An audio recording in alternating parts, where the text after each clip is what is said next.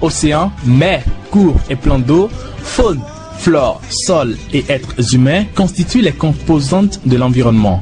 L'environnement, discipline transversale faisant appel à plusieurs autres disciplines et à tous les secteurs d'activité.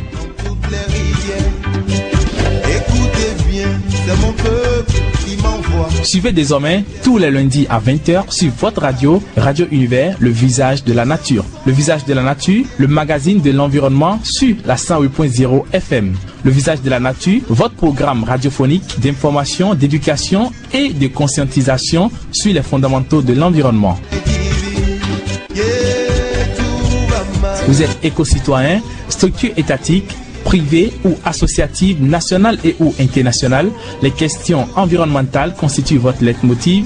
Contactez l'équipe de réalisation au 67 88 00 86 ou au 64 70 03 111. Le visage de la nature pour vous donner un regard plus éco-citoyen sur votre milieu de vie. Environnement, l'essence de la vie sur Terre et visage de l'existence du passé, du présent et du futur.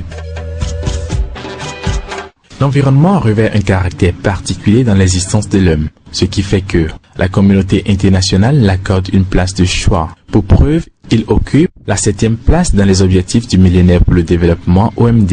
Oui, la position 7. En numérologie, le chiffre 7 est considéré comme le chiffre magique. Ceci pour prouver tout le mystère qu'il y a autour des composantes de l'environnement. Sur le plan international et même national, il est souvent organisé des sommets, des conférences et des échanges dans le but de mieux prendre soin des composantes de l'environnement.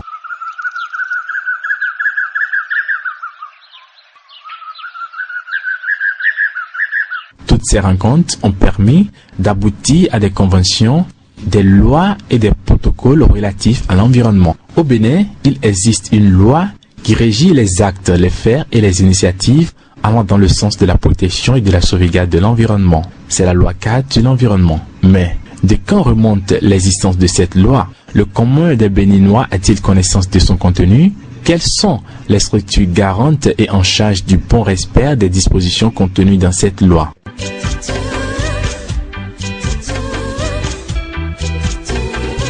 Le visage de la nature.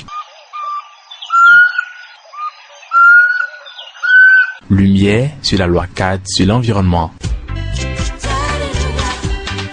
Délibéré et adopté par l'Assemblée nationale et promulgué par Mathieu Kérékou, président de la République du Bénin d'alors, la loi numéro 98-030 du 12 février 1999 portant loi cadre sur l'environnement en République du Bénin et comportant 7 titres, 123 articles est signé par l'ex-président Mathieu Kérékou et l'ex-ministre de l'Environnement, de l'Habitat et de l'Urbanisme Sylvain Akindes et l'ex-garde des Sceaux, ministre de la Justice, de la Législation et des Droits de l'Homme, Joseph Nyolofon. Ainsi, l'article 1er de la loi cadre sur l'environnement définit les bases de la politique en matière d'environnement et organise sa mise en œuvre en application des articles 27, 28, 29, 74 et 98 de la Constitution de la République du Bénin. Voici ce que disent les articles 27, 28 et 29 de la Constitution du Bénin.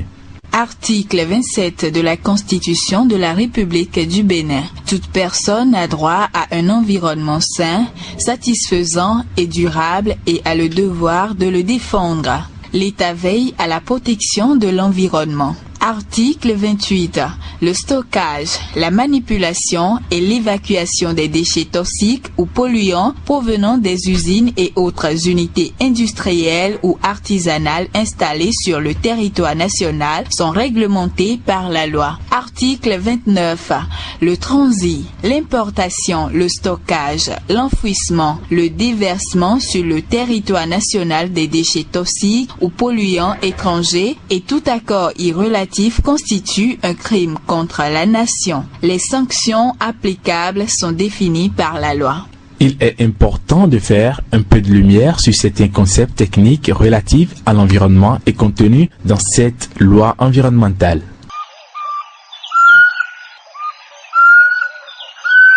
L'environnement peut se définir comme l'ensemble des éléments naturels et artificiels ainsi que des facteurs économiques, sociaux et culturels qui influent sur les êtres vivants et que ceux-ci peuvent modifier. Développement durable, stratégie qui intègre la dimension environnementale à celle du développement économique. Elle assure de ce fait la satisfaction des besoins des générations actuelles sans compromettre celle des générations futures. La pollution peut se définir comme toute contamination ou modification directe ou indirecte de l'environnement provoquée par tout acte susceptible d'affecter défavorablement une utilisation du milieu profitable à l'homme, de provoquer une situation préjudiciable à la santé, la sécurité, le bien-être de l'homme, de la flore et de la faune ou à la sécurité des biens collectifs et individuels. Le polluant peut se définir comme étant tout rejet solide, liquide ou gazeux, tout déchet, odeur, chaleur, son, vibration, rayonnement ou combinaison de ceux-ci susceptibles de provoquer une pollution.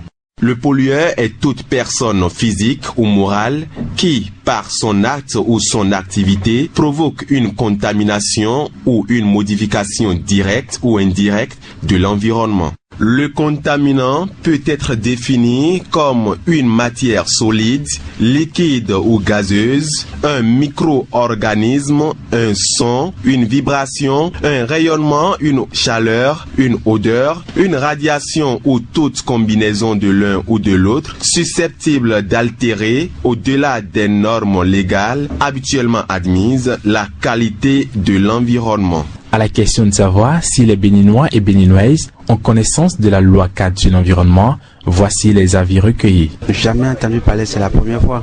Je ne connais pas spécifiquement cette loi, mais je sais ce qu'il y a dedans. Par rapport à la loi cadre sur l'environnement, effectivement, j'ai conscience de ça. Bon, j'ai même le document à la maison, mais je n'ai jamais le temps de lire. Voilà, puisque ma femme aussi elle est environnementaliste. La loi cadre de l'environnement est une loi qui est constituée de nombreux articles et ces articles-là portent sur la gestion de l'environnement, c'est-à-dire ce que c'est que l'environnement en premier lieu. D'abord, il y a une définition qui est plus détaillée de l'environnement. Ensuite, il y a des thèmes sur la gestion des déchets, la gestion des eaux usées. Comment est-ce que notre environnement au Bénin doit être géré normalement?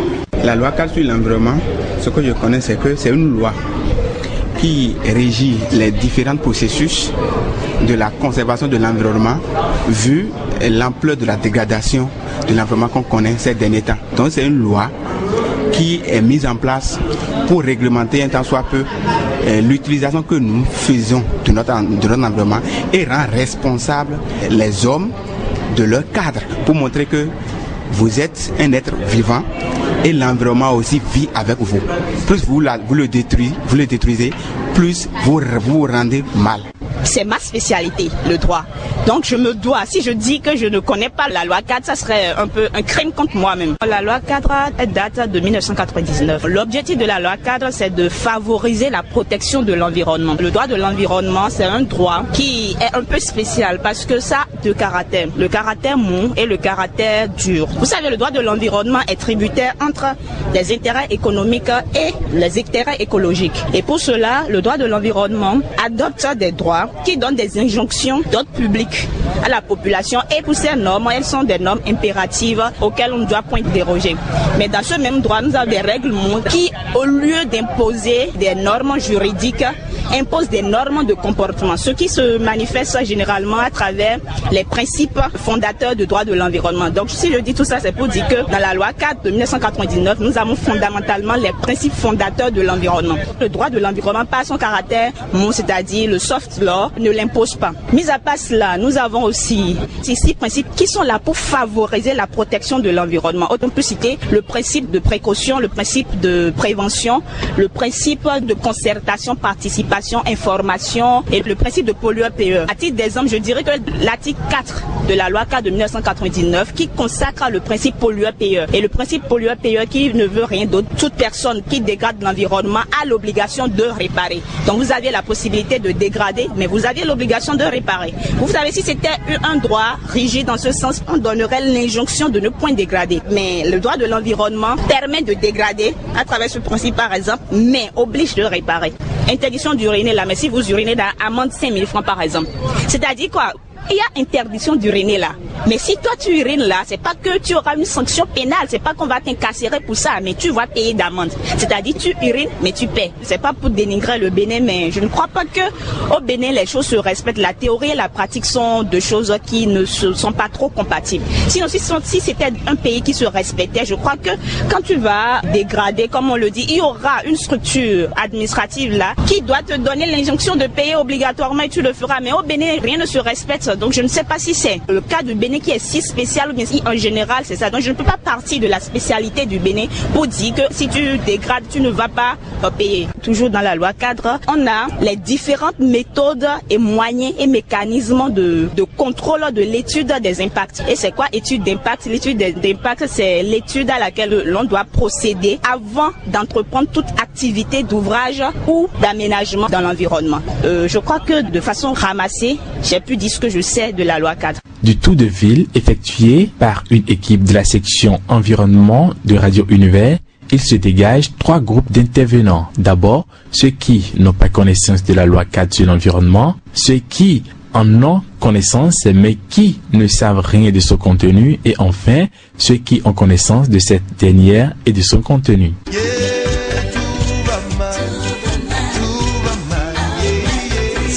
Les personnes dont les activités ne font pas appel à la loi cadre sur l'environnement ne s'en intéressent point. Le faible taux d'alphabétisation de la population constitue, pour nombre de personnes rencontrées, une limite dans la bonne connaissance et la bonne application des règles environnementales. Rien n'est mis en application au Bénin. On prend les lois, on a les beaux tests, mais rien n'est mis en application. La population est sous-informée parce qu'on a constaté que pour ceux qui ne sont pas scolarisés par exemple, ils posent des actes qui montrent qu'ils n'ont pas du tout connaissance de cette loi. Ils détruisent la forêt, les gaz qui sont toxiques à l'environnement, ils jettent sans conscience. Comme beaucoup de lois, il faut dire que notre population, pour la majorité, c'est une population analphabète. Et parlant d'analphabétisme, compte tenu de cette limite-là, les populations n'ont pas accès souvent à beaucoup de choses et encore moins les différentes lois que nous avons. Et une loi cadre sur l'environnement, pour quelqu'un comme moi qui se dit intellectuel, c'est vrai que j'en ai entendu parler, mais est-ce que je me suis réellement intéressé? Est-ce que je suis allé vers cette loi-là? Je ne crois pas. Quels sont les décrets arrêtés qui ont marqué la mise sur pied des institutions en charge de la protection et de la sauvegarde de l'environnement en République du Bénin?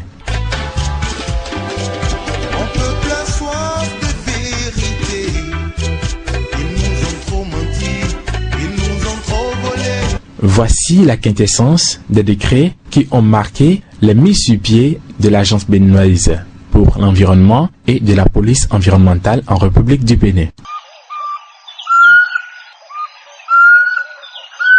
Le décret numéro 95-47 du 20 février 1995 portant création, attribution, organisation et fonctionnement de l'Agence béninoise pour l'environnement. L'agence est chargée de mettre en œuvre avec la participation de toutes les institutions nationales la politique nationale en matière d'environnement. Elle a pour mission de veiller à l'intégration de l'environnement dans les politiques et ou stratégies sectorielles. Le décret numéro 2001-96-096 du 20 février 2001 portant création, attribution, organisation et fonctionnement de la police environnementale. Elle a pour rôle de veiller à l'application de la législation environnementale.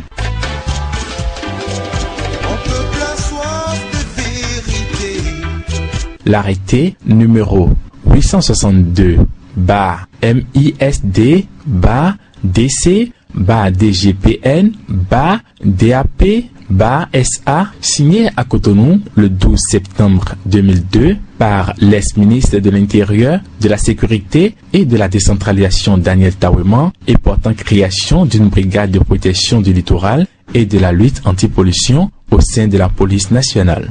Les articles 1er et 2 de cet arrêté stipulent: il est créé au sein de la Direction générale de la police nationale et placé sous l'autorité du directeur de la sécurité publique une brigade spéciale dénommée Brigade de protection du littoral et de la lutte anti-pollution BPLP. Elle est basée à Cotonou et peut disposer d'antennes dans les chefs-lieux des départements ou dans les grandes villes. Article 2. La brigade de protection du littoral et de la lutte anti-pollution BPLP est une unité d'intervention à compétence nationale chargée de la lutte contre la petite et moyenne délinquance tout le long du littoral, de la répression des infractions à la législation sur la pollution de l'environnement sur toutes ses formes, de rechercher, de constater les infractions sur la pollution de l'environnement, d'interpeller et d'arrêter toute personne conformément aux dispositions de la loi numéro 98-030 du 12 février 1990 portant loi cadre sur l'environnement et du code de procédure pénale en vigueur au Bénin. Malgré l'existence de la police environnementale, de l'Agence béninoise pour l'environnement et de la brigade de protection du littoral et de la lutte anti-pollution, les populations se comportent comme s'il n'existait pas de services qui s'occupent des questions environnementales et même de lois régissant les actions et faits sur l'environnement. Je suis d'accord que le développement d'un pays, on peut le baser sur les femmes, d'accord. Mais en matière d'environnement, tout le monde est concerné, femmes comme hommes. Du coup, moi je dirais que ce n'est pas seulement moi, il s'agit de moi et tous les autres, tous les Béninois. Ainsi, tout ce que nous avons à faire, d'abord, il y a le rôle des autorités au niveau communal qui doivent surtout agir puisqu'il y a eu un détachement au niveau des mairies et chaque mairie doit maintenant gérer sa commune en tenant compte de cette loi. Mais au niveau personnel de chaque personne, déjà dans nos maisons, comment nous gérons nos déchets, les déchets que nous produisons, comment est-ce que nous les gérons, le balayage du dehors de la maison, comment est-ce qu'on utilise nos eaux, est-ce qu'on laisse le robinet ouvert quand on fait la cuisine, comment est-ce que nous gérons nos eaux, est-ce qu'on les jette dehors au portail, est-ce qu'on jette avec tous les débris. Ces petits détails-là, c'est chaque personne qui doit les prendre en compte, se demander si je fais tel, quel impact ça a sur mon environnement. Moi, je vois que comme notre population est essentiellement analphabète, il faut des sensibilisations dans les langues locales pour montrer l'importance de ces lois dans nos langues locales, dans les couches les plus déshéritées. Après ça, il faut utiliser les médias pour montrer à la population que ces lois sont à utiliser. Oui. Qu'est-ce qu'on doit faire? Je crois qu'il y a eu un projet d'alphabétisation dans notre pays. Ce projet en est où? Moi, je ne sais pas.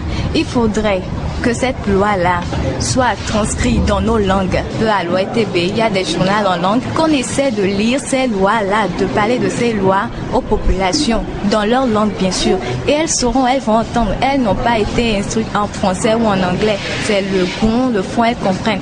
Donc il faut revoir l'alphabétisation et parler de cette loi-là aux populations afin qu'elles puissent savoir quoi faire, comment se comporter pour préserver leur environnement. Il est rejeté des ordures dans la nature, des eaux usées à l'air libre, il est coupé des arbres, il est tué des animaux et surtout, il est pollué l'atmosphère au quotidien. Tout se passe ainsi. Écoutez bien, c'est mon peuple qui m'envoie, que ce SOS est l'apocalypse. Le titre 6 de la loi cadre sur l'environnement, intitulé des sanctions, comporte 3 chapitres et 17 articles qui traitent essentiellement des amendes à payer qui varient entre 25 000 francs CFA et 500 millions de francs CFA, des peines d'emprisonnement qui varient entre 10 jours et 36 mois. Ces amendes et peines d'emprisonnement sont fonction du niveau de dégradation de l'environnement. Cette chanson est le 11e commandement.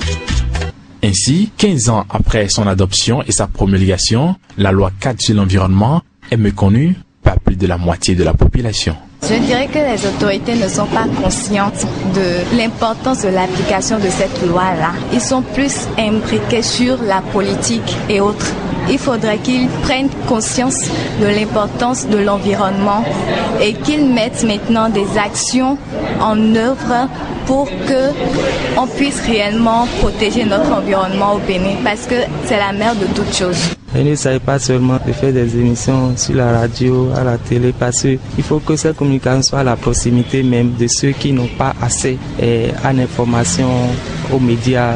Donc c'est des stratégies spécifiques que les autorités doivent mener dans ce cadre-là. Les autorités, c'est leur boulot. En l'occurrence, le ministère de l'Environnement et de l'Urbanisme, je crois que c'est leur rôle, ils sont là. Et la mairie également, les collectivités locales aussi doivent mettre des services de protection de l'environnement qui ont pour rôle principal de sensibiliser la population sur les comportements qui vont à l'encontre de la protection de la nature. De pouvoir soit sanctionner ou sensibiliser la population par rapport aux faits qui sont pris en compte par la loi. Avant que la loi ne soit loi, elle doit passer par la publicité. La population a l'obligation de s'informer à travers les journaux. Maintenant, le problème qui se pose, c'est qu'au Bénin, on constate plusieurs cas d'analphabétisme. Au vu de ce fléau qui constitue un impact important pour la vulgarisation des lois et tout ce qui est juridique et autres, je peux dire qu'à travers les associations, pour vulgariser, l'on peut recommander à ce qu'on fasse des associations. Par exemple, l'association des femmes juristes du Bénin,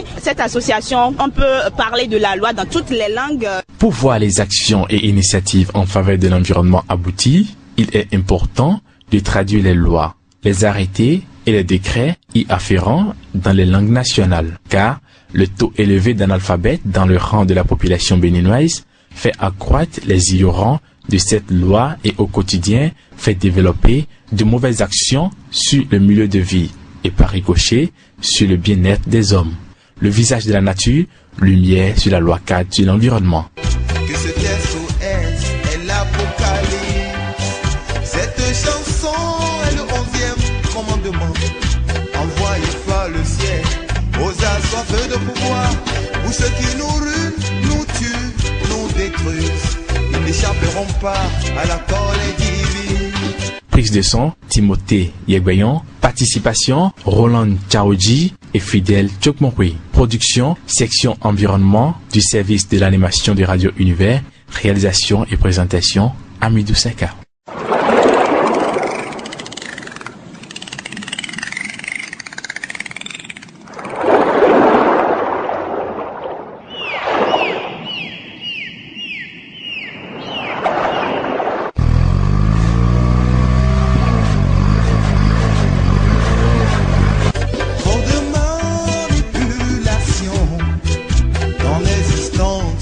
Océan, mer, cours et plans d'eau, faune, flore, sol et êtres humains constituent les composantes de l'environnement.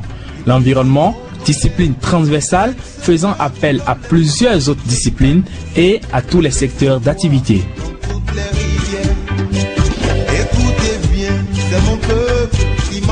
Suivez désormais tous les lundis à 20h sur votre radio, Radio Univers, le visage de la nature. Le visage de la nature, le magazine de l'environnement sur la 108.0 FM. Le visage de la nature, votre programme radiophonique d'information, d'éducation et de conscientisation sur les fondamentaux de l'environnement.